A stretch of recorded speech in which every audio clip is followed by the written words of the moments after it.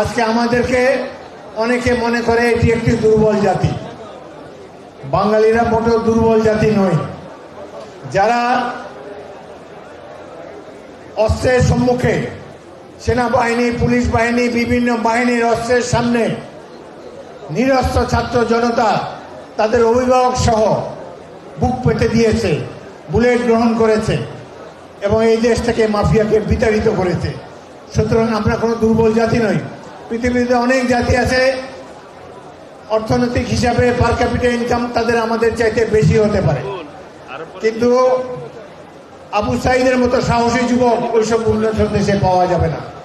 আমাদের দেশে বিএনপি এবং ছাত্র জনতা যেইভাবে জুলাই আগস্ট মাসে বুকে রক্ত দিয়ে গণতন্ত্রকে প্রতিষ্ঠা করেছে, জনগণের ভোটাধিকার ফিরিয়ে আনার জন্য যে উপাখ্যান রচনা করেছে, ইনশাআল্লাহ বাংলাদেশকে কেউ কখনো প্রধানত করতে পারবে না।